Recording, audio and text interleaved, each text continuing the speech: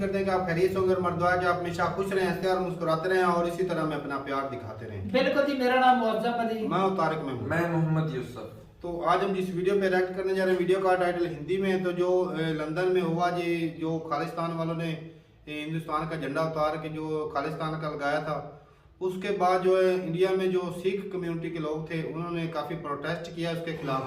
Video देखते हैं और अपना बयान पर देंगे। कौन करते हैं 3 2 1 वीडियो स्टार्ट। भारत हमारा है और जो कल हुआ वो गलत हुआ। हम भारत के वासी हैं। भारत माता की। खालिस्तानियों जरा ध्यान से सुन लो। करते हैं अपना इंडिया के लिए, हम अपनी जान भी दे देंगे। हमारे को अगर अपनी जान देनी पड़ी तो हम अपनी जान भी दे देंगे इंडिया के पीछे। खालिस्तानियों अब हिंदुस्तान के सिखों की दहाड़ सुन लो। इंग्लैंड के अंदर जो हुआ है वो बिल्कुल नहीं होना चाहिए। हमारे देश का झंडे का अपमान किया गया है कुछ शरारती लोगों ने, और सारे जो सिख हैं भारत से प्यार करते हैं और भारत को आज़ाद कराने के लिए हमने बहुत बड़ी कुर्बानी दी है। तो ये हम बर्दाश्त नहीं करेंगे। जिन्होंने ये कार्रवाई की है उनके खिलाफ सख्त से सख्त कार्रवाई होनी चाहिए। ये तस्वीरें दिल्ली की है।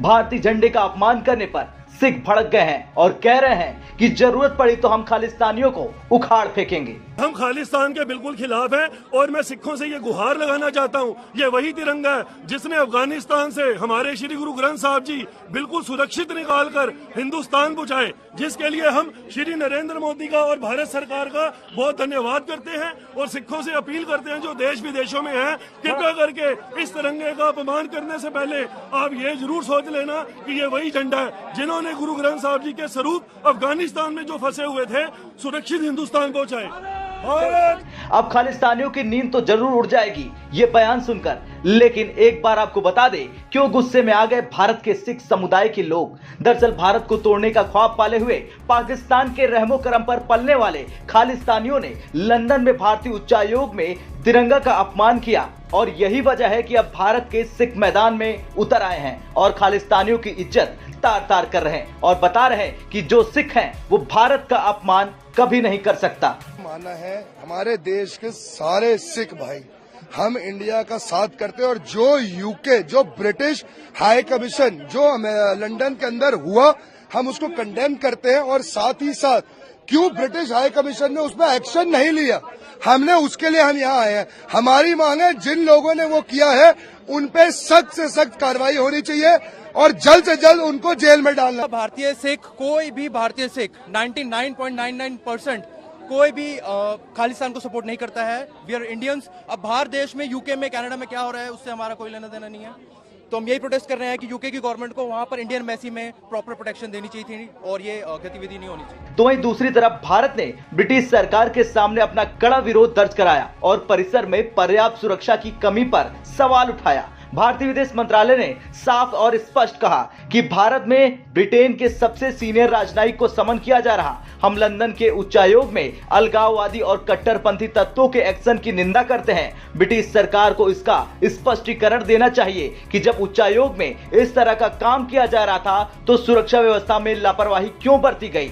ये सीधे तौर पर वियना कन्वेंशन के नियमों का उल्लंघन है। विदेश मंत्रालय ने आगे ये भी कहा कि ब्रिटेन में भारतीय राजनयिक परिसरों और कर्मियों की सुरक्षा के लिए यूके सरकार की उदासीनता को भारत अस्वीकार मानता है। ये उम्मीद की जाती है कि यूके सरकार इस घटना में शामिल लोगों की पहचान करने, उन्हें गिरफ्तार करने और उन पर मुकदमा चलाने के लिए तत्काल कदम उठाएगी और ऐसी घटनाओं की पुनरावृत्ति को रोकने के लिए कड़े कदम भी उठाएगी। बता दें पंजाब में खालिस्तानी समर्थक अमृतपाल सिंह पर शिकंजा कसने की गवाही शुरू हुई और यही वजह है कि भारत विरोधी ताकतें सक्रिय हो गई। ये दुनिया ने देखा कि लंदन में भारतीय उच्चायोग के दफ्तर पर खालिस्तानी समर्थकों ने प्रदर्शन किया और तिरंगे का अपमान भी किया। खैर, भारत के सिखों ने खालिस्तानियों की जिस तरह से धुलाई की उसके बाद खालिस्तानियों की नींद जरूर उड़ गई होगी, लेकिन अब देखना यह होगा कि भारत के तिरंगे के अपमान को लेकर क्या करेगी भारत सरकार। आपको क्या उम्मीद है भारत सरकार से, कमेंट कर जरूर बताएं। ब्यूरो रिपोर्ट, भारत तक।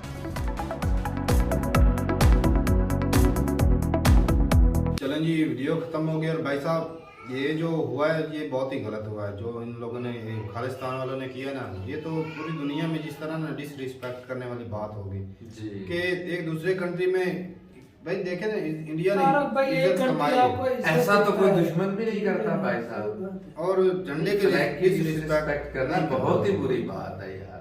चाहे जो मामूली मुद्दे करें, आप अब इंटरनेशनल और लेवल इतनी पर बड़ी UN में जाके हाई आवाज कमीशन उठाएं, सामने बिल्कुल, आप भाई साहब इस तरह आप के काम कर रहे हैं तो प्रोटेस्ट करें, हाँ, वो आपका हक है। प्रोटेस्ट करना है तो करें, लेकिन जो इस तरह करना है ना, वो डिसरिस्पेक्ट ज्यादती। इस तरह ये तो नहीं इतने बड़े कंट्री का झंडा वो नीचे उतार गलत देना और भाई, अपना झंडा बहुत वहां बहुत पर ही लहरा गलत देना, किया इन ये लोगों ने, गलत बहुत ही काम। गलत। तो ये चाहिए, यूके गवर्नमेंट को भी चाहिए कि भाई नहीं, साहब एक्शन तो वो लेगी भाई साहब, अब इंडिया थोड़ी ना चुप बैठेगा। सही बात है। और हाँ जी। ये बाकी भाई बात ये करना चाहता हूँ कि जिस तरह एक भाई बोल रहे थे ना कि सिखों को भी थोड़ा सा सोचना चाहिए कि जब अफगानिस्तान में तालिबान की हुकूमत आ रही थी जी, तो वहां से भाई साहब सिख कम्युनिटी के लोगों को किस तरह से मिशन करके निकाला गया भाई साहब।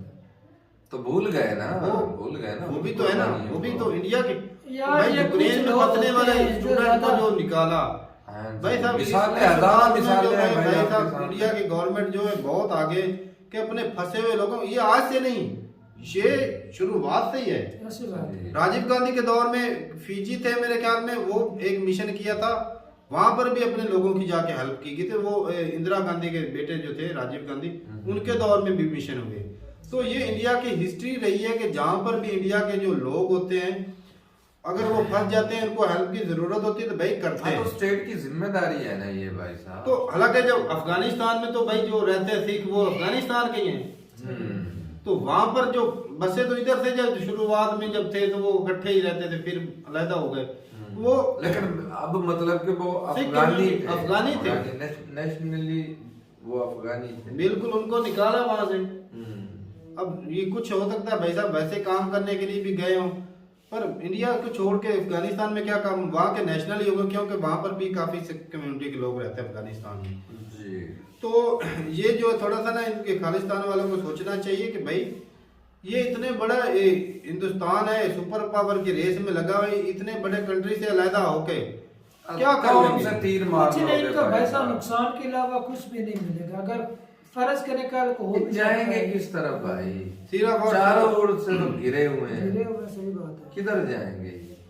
Land lock country. अब देख लो इंडियन गवर्नमेंट जो है वो किसानों को बिल्कुल फ्री जो है वो बिजली देती है। बिजली फ्री देती है भाई साहब, सब्सिडी कितना दे रही वो राशन अगर देती भाई है, साहब इतनी पाबंदियां महंगी लगने खाद है, के- लेकिन उन्हें पाबंदियां सब्सिडाइज करके लगने के 2-250 बाद। के ऊपर बोरी लेकर आए हैं, 4-4 हजार की 2-250 की बोरी दे रहे हैं। बहुत बढ़िया, ऐसे ही भाई। बहुत बढ़िया। इतनी ज्यादा सहूलतें आपको भाई साहब दी जा रही है, तो भाई आपको टेंशन किस बात की है? टेंशन वाले अब भाग नहीं गए, हाँ वो तो साहब टेंशन वाले तो भाग गए बीच मैदान छोड़कर। जब गवर्नमेंट ने दायरा जो है वो तंग किया तो बीच मैदान से भाग तो गया। ये जो ऐसे जो एलिमेंट्स हैं, अगर देखा जाए तो भाई अमृतपाल अगर ये इतना बड़ा नाम उठा है तो शुरुआत से ही अगर चाहती गवर्नमेंट तो कंट्रोल कर सकती थी, लेकिन उन्होंने भी थोड़ी सी ढील दी। जो चाहे स्टेट की इसमें एक खामी है, स्टेट की खामी गिनूंगा, क्योंकि भाई शुरुआत में जो उठती है आवाजें उसको स्टेट कंट्रोल करती है, लेकिन वोट बैंक हासिल करने के लिए ना ये उसको थोड़ी सी ढील देती रही और इतना बड़ा लेवल पे मुद्दा उठ गया।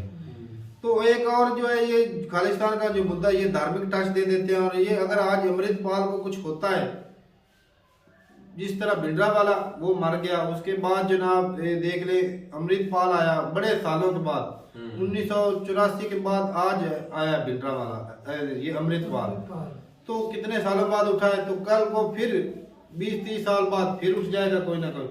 तो ये जो धार्मिक टच दे के भाई साहब किसी को भी, मैं कहता हूँ मौत का डर नहीं लगता जब धार्मिक टच आ जाती है। तो अगर ये सोचे तो भाई साहब मेरे ख्याल में इंडिया के साथ रहने में ज्यादा फायदा है।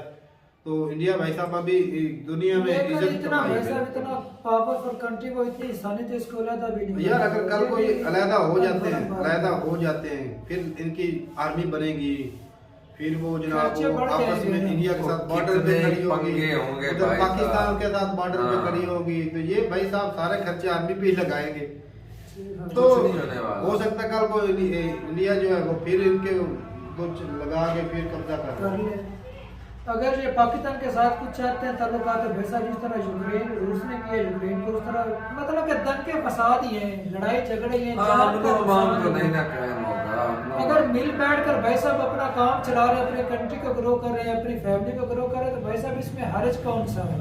तो फाइनली भाई बात ये है कि ये खालिस्तान का मुद्दा जो है ना इनके लिए नुकसानदेह है, इनको इंडिया के साथ रहने में ही फायदा है। भाई आज देख लो कि मेरी कितने सिखों से बात होती है भाई साहब, वो तो बोलते हैं भाई साहब प्राउड टू बी इंडियन, हमें फख्र है। और भाई सिखों वीडियो वो में- जो वीडियो में प्रोटेस्ट कर रहे वो भी तो दिखा रहे भाई साहब सिख भाई थे ना, वो भी तो यही बोल रहे हैं भाई साहब हमारे झंडे के कुछ ना कुछ तो कट्टरपंथी लोग सियासत, ये जब पाकिस्तान बना था तो कुछ नहीं, लोग सियासत, इसमें सियासत भाई इन्वॉल्व है। होती वो तो है। ये जब पाकिस्तान बना था तो कुछ लोग पाकिस्तान के कई इलाके थे जो खिलाफ थे जिना के। हाँ जिन्होंने बिल्कुल वोट ही थे। कांग्रेस को दिया। हाँ, हमारे गांव ने गांव कांग्रेस से को भाई वोट दिया दिया। था, हमारे गांव के लोग बताते हैं।